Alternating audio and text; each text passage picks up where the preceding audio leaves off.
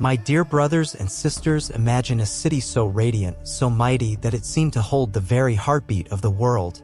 Rome, the eternal city, stood as a beacon of order, strength, and civilization, its marble columns gleaming under the Mediterranean sun, its legions marching across continents, its emperors revered as gods among men. For centuries, it was the cradle of human ambition, where the dreams of nations were forged and the will of the divine seemed etched into every stone. Yet, this city, which appeared to be built for eternity, crumbled not by the sword of a foreign foe, but by the slow, silent wounds it inflicted upon itself.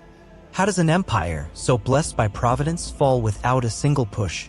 Today, I invite you to walk with me through the rise and ruin of Rome, not merely as historians, but as pilgrims seeking wisdom from the past. For in its story, we find not only the echoes of a lost world, but a mirror held before our own hearts, reminding us that even the greatest among us can falter when we stray from the virtues that bind us to one another and to God. Let us begin this journey with open hearts, for the tale of Rome is not one of triumph alone, but of a fall that reshaped the destiny of humanity. As we tread its ancient streets, let us ask, what can we learn from a city that soared so high, only to forget the humble foundations upon which it was built? Before we proceed, I urge you, my friends, to share in the comments below what other stories of human striving and struggle you wish to explore. And if this tale moves you, subscribe to our channel so we may continue to uncover the lessons history offers us together.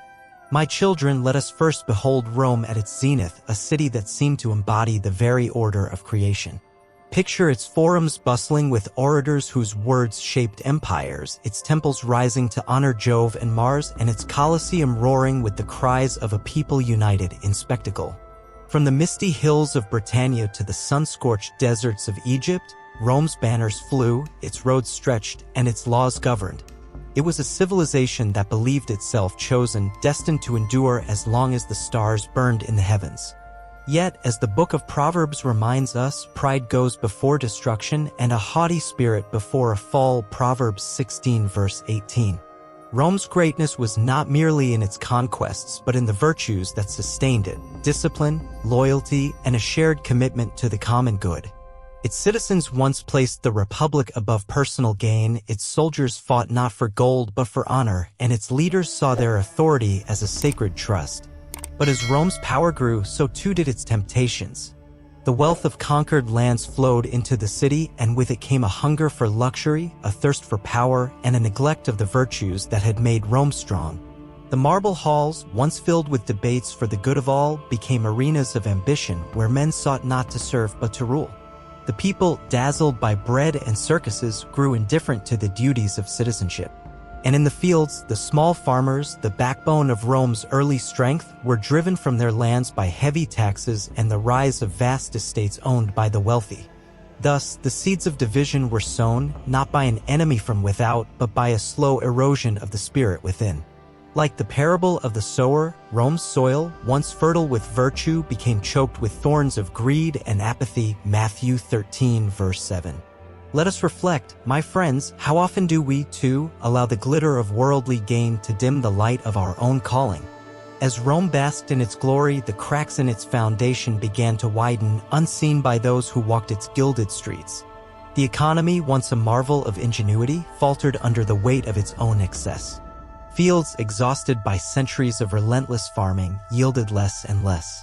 The golden coins that once symbolized Rome's wealth were debased, replaced by lesser metals, sparking inflation that gnawed at the livelihoods of the poor. Taxes rose, crushing the small landowners, who fled to the protection of powerful lords, unknowingly laying the roots of a feudal order. The book of Ecclesiastes warns us, all is vanity and a chasing after wind. Ecclesiastes 1 verse 14. And so it was with Rome's pursuit of endless wealth, which brought not prosperity but ruin. Worse still was the decay of Rome's soul. The Senate, once a bastion of wisdom, became a den of intrigue, where loyalty was traded for power. Between 235 and 284 AD, over 20 emperors rose and fell, many struck down by the very soldiers sworn to protect them. The throne, once a sacred charge, became a prize to be seized, a symbol not of unity but of division. Corruption seeped into every corner, from the palaces to the legions, where soldiers fought not for Rome's glory but for survival. The people, once proud to call themselves Romans, grew weary, their faith in the empire shaken. As the prophet Isaiah laments, "Your princes are rebels and companions of thieves." Isaiah 1 verse 23. Rome stood tall, its walls unbroken, but its heart was faltering. My dear ones, let us pause and consider, when we allow division and self-interest to take root, do we not risk the same fate? For no empire, no community, no soul can endure when it forgets the love and justice that give it life. My dear brothers and sisters, let us now turn our gaze to the legions, the iron sinews of Rome's might. For centuries, these soldiers were the embodiment of discipline, courage, and loyalty, their standards soaring above battlefields from the Rhine to the Euphrates. They were the shield of the empire, the sword of its justice, and the pride of its people. Yet, as the psalmist warns, unless the Lord guards the city, the watchman stays awake in vain. Psalm 127 verse 1. As Rome's heart grew weak, so too did the strength of its armies. The cost of maintaining such a vast force became a burden too heavy to bear. The citizens, once eager to serve, turned away from the call of duty, seduced by comfort or disillusioned by corruption. In desperation, Rome opened its gates to those it once called enemies: Visigoths, Vandals, Suevi, and other Germanic tribes, offering them land and sustenance in exchange for their swords. These newcomers were not mere mercenaries. They were peoples with their own histories, their own wounds, their own dreams. Rome named them barbarians, a word dripping with disdain, yet many sought only to belong, to share in the promise of the empire. They learned Latin, donned Roman garb, and even knelt before the altars of Roman gods. But Rome, in its arrogance, saw them as lesser, as threats cloaked in loyalty. The Visigoths, in particular, bore this insult with growing resentment. Pushed to starvation, humiliated by bureaucrats, they began to see Rome not as a home but as a captor. Their leader, Alaric, was no wild savage but a man of cunning and vision, who understood that Rome's strength was now a facade. The enemy was no longer beyond the frontier. It was within the camps, wearing Roman armor, learning Roman tactics, and waiting for the moment to strike. My friends, let us reflect. When we exclude and scorn those who seek to join us, do we not sow the seeds of our own division? For as Jesus taught, every kingdom divided against itself is laid waste. Matthew 12 verse 25. As Rome's walls stood tall, a shadow rose in the east, a force that shook the very soul of the empire. From the windswept steppes came Attila, the Hun, a name that fell upon Roman ears like a thunderclap. He was called the Scourge of God, a title that carried both fear and awe, as if divine judgment itself rode at his side. Unlike the Germanic tribes who sought a place within Rome's borders, Attila desired no part of its civilization. His aim was not to build but to break, not to join but to conquer. Where his horsemen rode, cities vanished, fields burned, and rivers ran red. The book of Revelation speaks of a beast that was given authority over every tribe and people and language and nation, Revelation 13 verse 7, and to the Romans, Attila seemed such a force untamed by gold or diplomacy, driven by a will that defied understanding. In 451 AD, Rome, in a fragile alliance with the Visigoths, its former foes, faced Attila in the Battle of the Catalonian Plains. The clash was a tempest of steel and blood, a struggle not merely for land but for the survival of a world. Though Attila's advance was halted, the victory was hollow, for the Huns withdrew but were not broken. A year later, Attila turned his wrath upon Italy. Cities fled before his shadow, their gates abandoned before he arrived. Rome itself trembled, its people whispering of the end of days. In this moment of despair, Pope Leo I, armed not with swords but with faith, rode out to meet the Scourge of God. What words passed between them, we cannot know. Some say it was divine intervention, others whisper of tribute or exhaustion. But Attila turned back, sparing Rome from his wrath. Yet the city's reprieve was not a triumph, it was a reminder of its frailty. Attila did not need to sack Rome, for he had already made it fear. My dear ones, let us ponder, when fear overshadows faith, do we not risk losing the courage to stand for what is just? And so, the unthinkable came to pass. In 410 AD, the Eternal City, the jewel of the world, fell to the Visigoths under Alaric's command. For 3 days, Rome was given over to chaos. The homes of nobles were plundered, the temples defiled, the streets filled with the cries of a people who had never known defeat. Alaric did not breach the gates, they were opened, for Rome's defenders, weakened by division and despair, could no longer hold them. The empire that had tamed half the world now knelt before those it had scorned as barbarians. The prophet Jeremiah's lament echoes here, how lonely sits the city that was full of people. Lamentations 1 verse 1. Yet this was not the end. In 455 AD, the Vandals came, their ships laden with Rome's treasures, gold, statues, sacred relics, sailing away to Africa.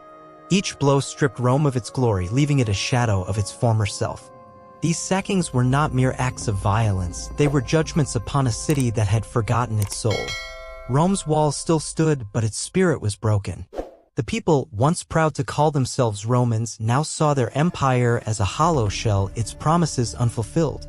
The emperors, once revered as divine, were now mere mortals, powerless to stop the tide. My friends, let us consider, when we build our lives on pride and power alone, do we not invite the same fate? For as the gospel reminds us, what does it profit a man to gain the whole world and forfeit his soul? Mark 8 verse 36.